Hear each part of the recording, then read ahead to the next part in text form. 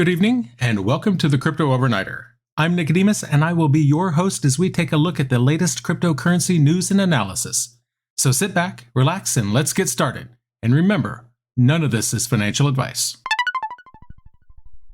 And it's 10 p.m. on a Sunday, March 26th, 2023. According to people familiar with the situation, the U.S. authorities are thinking about expanding an emergency line of credit for banks.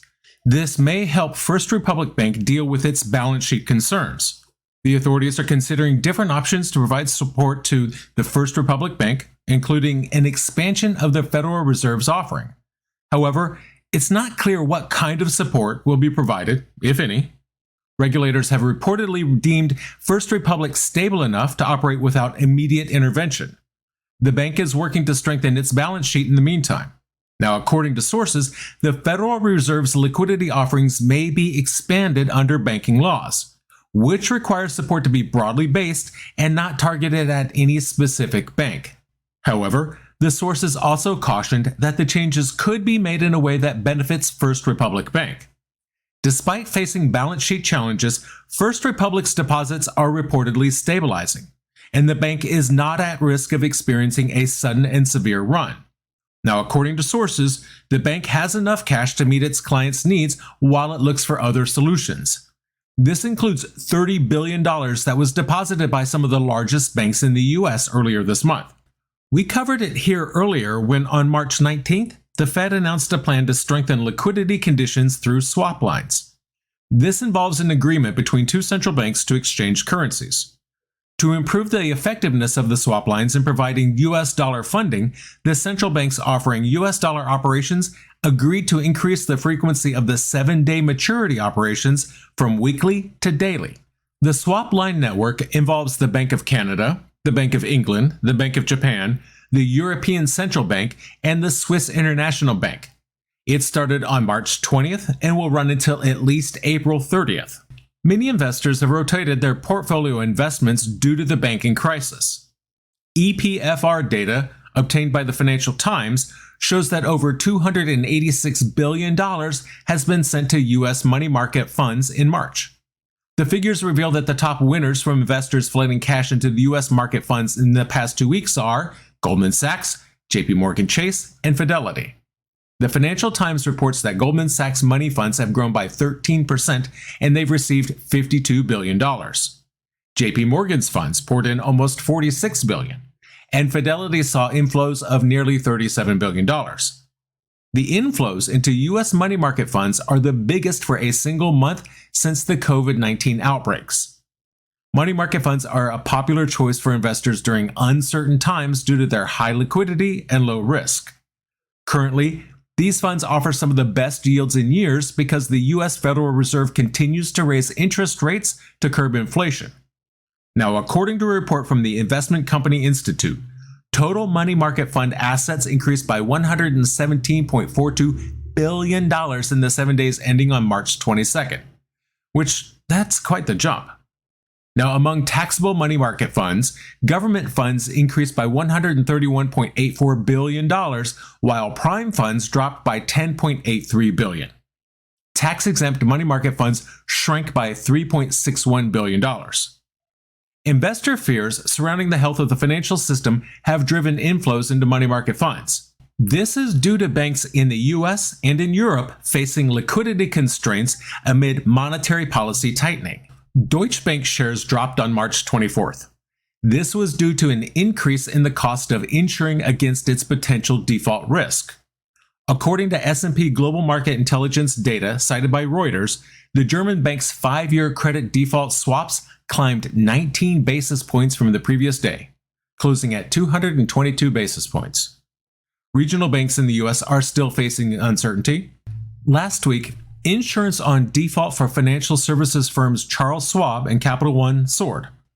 Capital One had a credit default swap jump of over 80% to 103 basis points as of March 20th. Venezuela's energy supplier has closed down crypto mining facilities all over the country.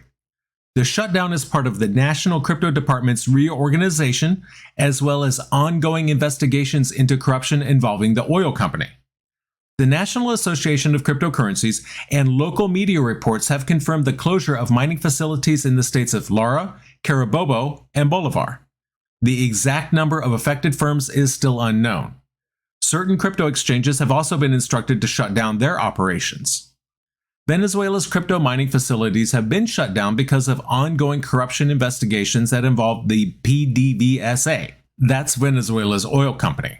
Now, we've been told the closure is part of an effort to investigate corruption further. So here's what's going on. Venezuela's Attorney General is Tariq William Saab, and Saab has accused government officials of engaging in parallel oil operations, and doing so with the support of the National Crypto Department. In a Twitter post on March 25th, Saab stated that a group of commercial companies was used to launder money from the sale of oil by purchasing crypto assets, personal assets, and real estate. Saab has reported that 10 individuals have been apprehended in relation to the inquiry. This includes Joselit Ramirez Camacho. Camacho had been in charge of the crypto department since its establishment in 2018. He was responsible for managing the Petro, and the Petro is Venezuela's cryptocurrency. He also oversaw crypto tax regulations.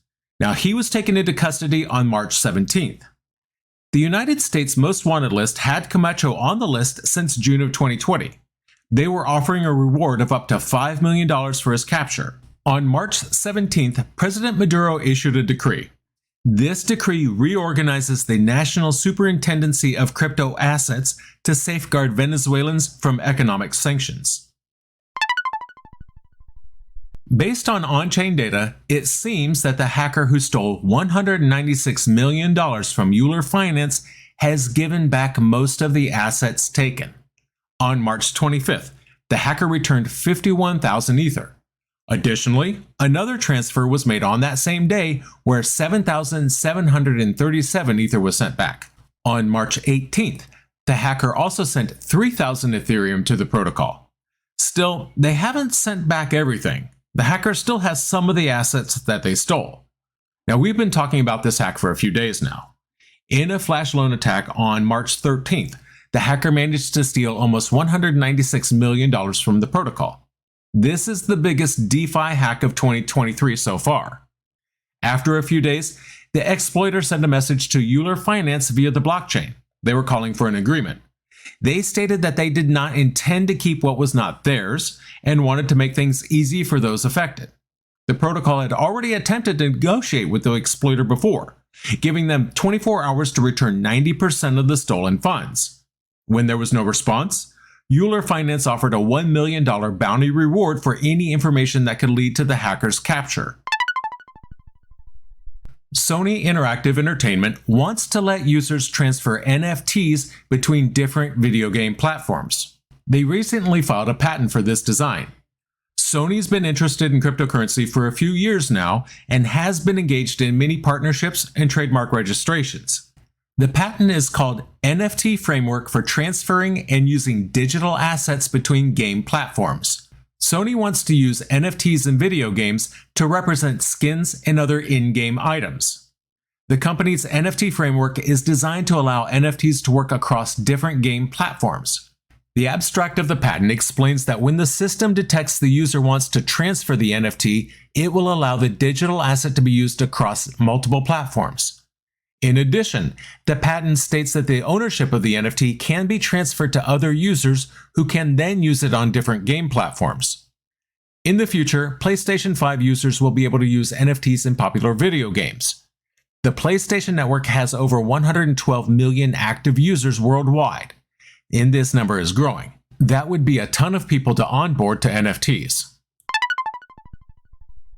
Animoca Brands has denied rumors stating that they were slashing their metaverse fund goal by 20%. They rejected this claim despite crypto market instability and banking sector instability. Additionally, the firm rejected claims that its value had decreased from $6 billion in July of 2022 to about $2 billion in March of this year. On March 24th, Reuters said that Animoca had initially reduced its $2 billion metaverse fund target by 50% back in January. Announced in November of last year, this fund aims to invest in startups, specifically startups with a metaverse focus. Now, Animoca co-founder and chairman Yat Siu stated that the fund's target was between $1 billion and $2 billion, depending on how much capital was raised. The recent report claims that Animoca has further cut the fund by 20% to $800 million. Animoca released a public statement. They said that the claim that they're cutting the Animoca Capital Fund from $2 billion to $1 billion was incorrect. The company clarified the $1 billion target was always within the declared range. They acknowledged that the banking collapses in the US had an impact, but they stressed that the final amount raised for the fund has not yet been determined. Animoca acknowledged that the FTX and the banking crisis have impacted venture capital availability. However, the fundraising for Animoca Capital Fund is ongoing. The firm plans to announce the final size of the fund once the raise is concluded. In response to the leaked information, Yat Siu told Cointelegraph that the anonymous sources make it difficult to identify their agenda. Animoca further claimed the reported valuation numbers by Reuters and two other unnamed sources were incorrect. The company, which trades as AB1, was previously listed on the Australian Stock Exchange. It was delisted in March of 2020. The exchange alleges that Animoca breached its listing rules by engaging in crypto-related activities. Following the delisting, Animoca's shares have been traded on unlisted, stock-focused exchanges like Primary Markets, which is based in Sydney. The market cap of AB1 was estimated at approximately $2 billion based on data from that platform.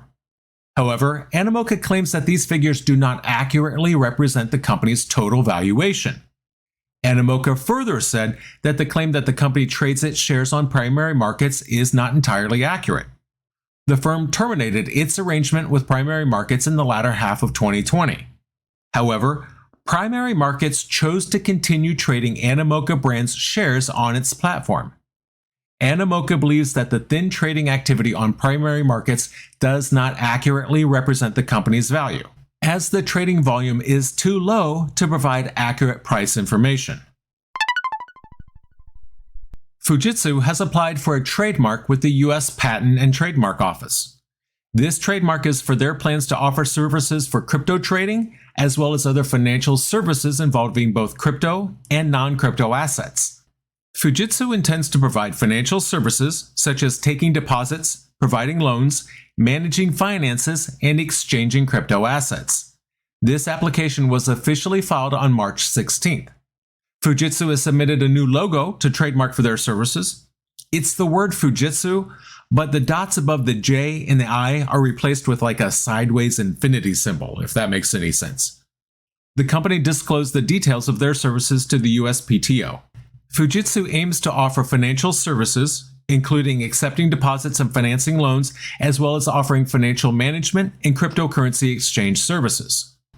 In February, Fujitsu demonstrated their interest in Web3 technology by launching a platform that supports startups and partner companies. Specifically, it helps them with creating a diverse ecosystem of Web3 applications. This platform aims to help develop Web3 applications for digital content rights management, business transactions, contracts, and other processes. In early 2023, financial regulators in Japan urged regulators worldwide to implement stricter banking regulations for the crypto sector. Mamoru Yanase is the Deputy Director General of the Strategy Development and Management Bureau at the Financial Services Agency.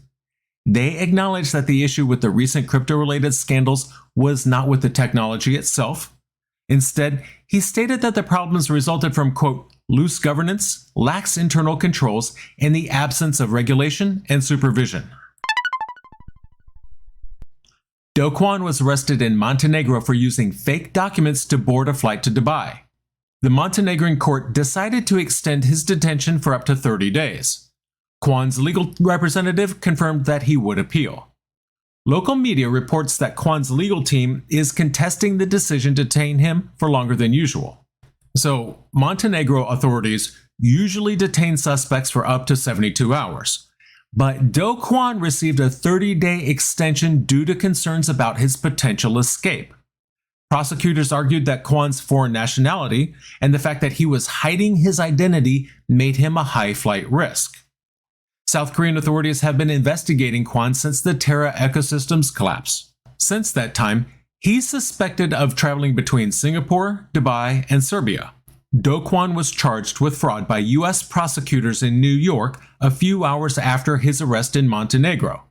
The charges against the 31-year-old included commodities fraud, securities fraud, wire fraud, and conspiracy to defraud and engage in market manipulation. There were 8 separate counts in total. And that's going to do it for us tonight. I want to thank you, my listeners, because when you stop listening, I will stop talking. If you enjoyed tonight's show, then please like, follow, subscribe, leave a rating or a review. And in the meantime, we'll see you tomorrow night.